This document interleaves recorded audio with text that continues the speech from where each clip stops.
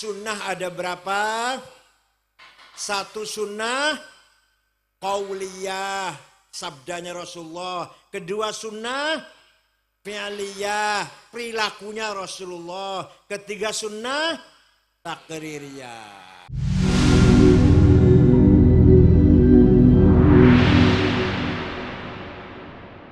Jasanya para ulama, para kiai semenjak sebelum adanya NKRI, Negara Republik Indonesia, belum ada pesantren, sudah ada. Tebuireng sudah ada, Lirboyo sudah ada, negara Indonesia itu belum ada. Paham betul? Pesantren sudah ada. Nah, kiai-kiai membangun pesantren niatnya agar manusia betul-betul mengemban amanat dari Allah dengan baik dan benar, tidak zalim dan tidak jahul, beriman, berakhlak, dan mempunyai ilmu pengetahuan. Paham tidak? Maka amanah ini ada dua. Ada berapa? Satu, amanah insaniyah ijtihadiyah. Amanah yang bersifat kehidupan sosial dan bersifat ijtihadiyah, kreativitas. Isinya ada dua, gampangannya lah. Satu, thaqafah, dua, hadarah. Satu apa? Dua, hadarah. Satu, thaqafah, peradaban yang menyangkut pendidikan, ilmu pengetahuan, peraturan, undang-undang, ketertiban, saintifik, teknologi dan ilmu pengetahuan. Amanah dari Allah agar manusia, umat Islam semuanya berpendidikan, berakhlak, berbudaya, sadar hukum, taat undang-undang, taat aturan, dan menjaga persatuan dan kesatuan. Itu aman nomor satu itu. Semuanya bersifat ijtihadiyah. Bersifat apa? Kecerdasannya manusia. Bukan dari Allah, bukan dari langit, bukan. Contoh.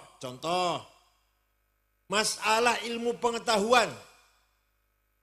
Quran menegaskan, وَلِيَعْلَمَ الَّذِينَ أُوتُوا الْعِلْمَ أَنَّهُ الْحَقُّ مِنْ رَبِّكَ فَيُؤْمِنُوا بِهِ فَتُخْبِتَ لَهُ قُلُوبُهُمْ وَإِنَّ اللَّهَ لَهَادِ الَّذِينَ آمَنُوا إِلَى صِرَاطٍ مُسْتَقِيمٍ.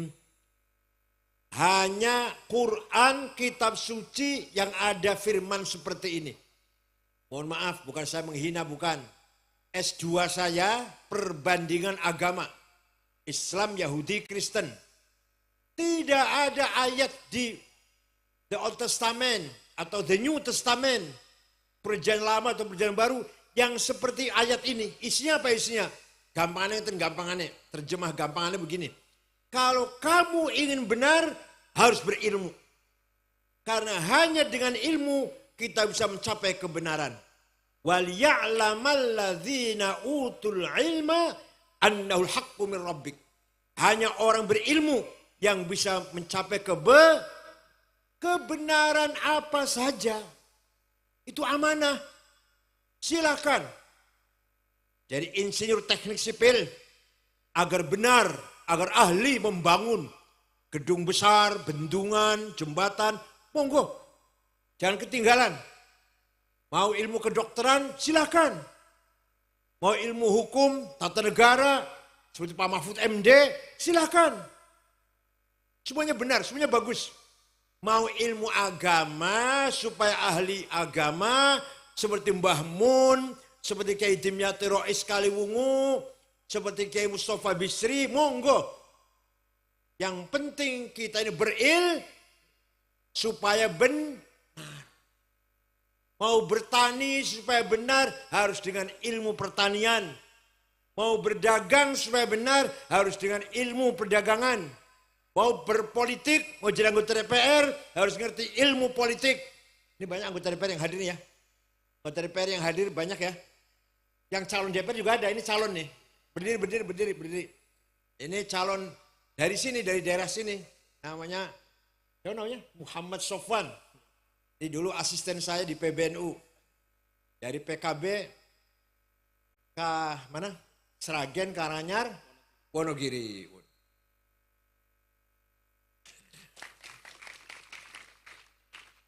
Mau ingin benar apa saja harus dengan ilmu pengetahuan. Nah, saya mau bicara ilmu agama, gak akan bicara ilmu yang lain. Karena saya bisanya cuma itu. Ilmu lain saya gak ngerti. Saya gak akan bicara pertanian, gak akan bicara kedokteran, saya gak ngerti kok. Saya bicara cuma ilmu agama. Ilmu agama kita harus betul-betul kita dalami, kita kuasai. Jangan jadi ulama setengah mateng.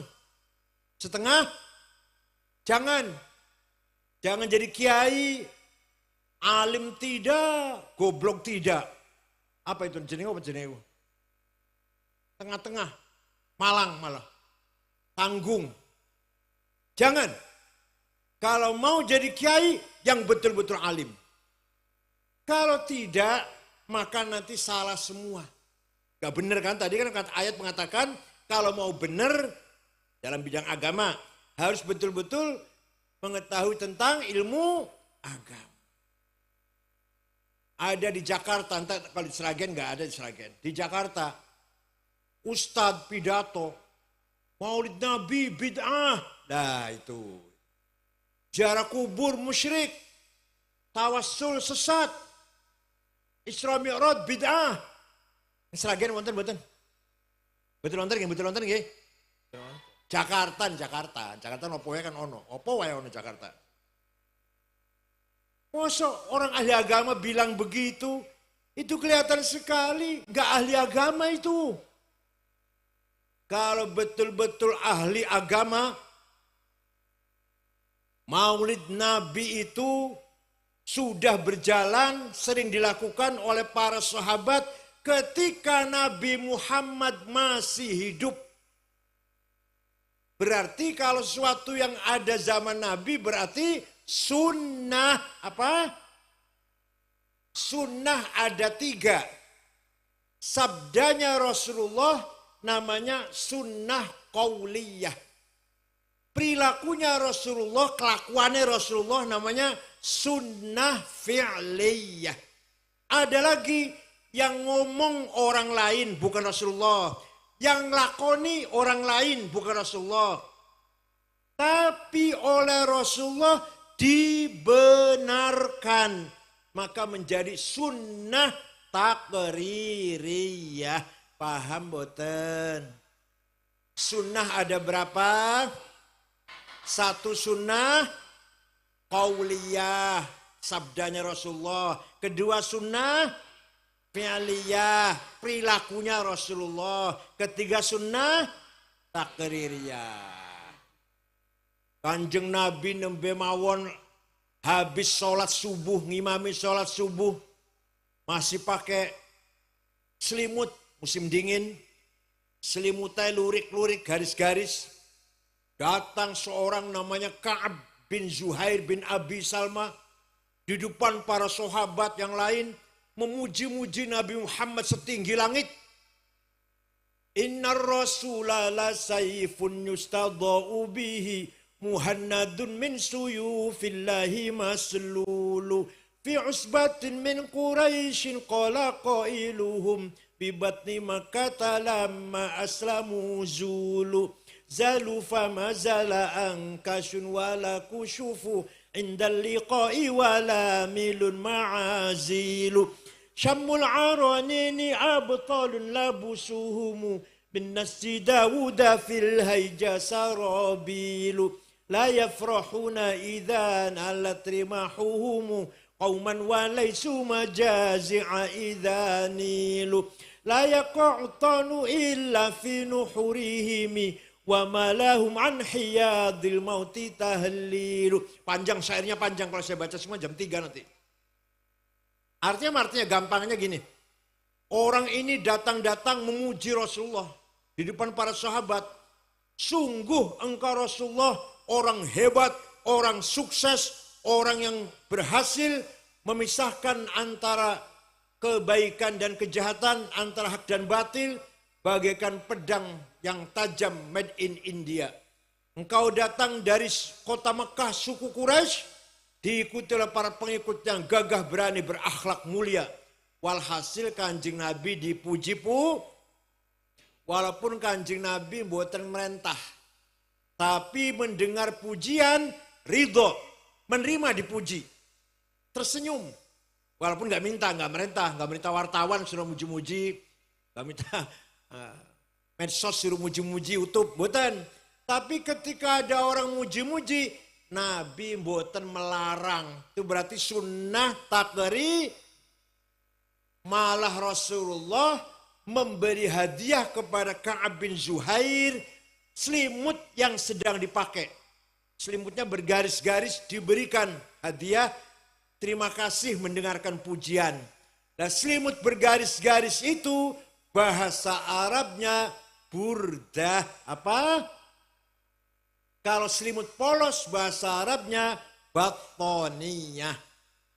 Yang tidak percaya, panjenengan orang Sragen, orang percaya kalau ceritaku ini, ayo pergi dengan saya ke Turki, ke kota Istanbul, masuk Museum Topkapi, masih ada utuh burdahnya Rasulullah yang diberikan hadiah kepada Ka'ab bin Zuhair setelah mendengar puji-pujian tadi. Masih wonten yang nggak percaya, ini fakta sejarah, nggak bisa dipungkiri. Fakta apa? Sejarah, nggak bisa dipungkiri. Yang tidak percaya, ayo pergi ke Turki dengan saya. Tiketnya tunggu dewe. Tiketnya tunggu dewe, masa aku niketin 40 juta bola bali. Percaya mboten? Dari burdahnya Rasulullah, selimutnya Kanjeng Nabi sing lurik-lurik masih wonten. Yang dulu diberikan hadiah kepada Ka'ab bin Zuhair setelah mendengarkan puji-pujian. Jadi kesimpulannya, muji-muji Kanjeng Nabi, itu sunnah takririyah, bukan bid'ah, goblok.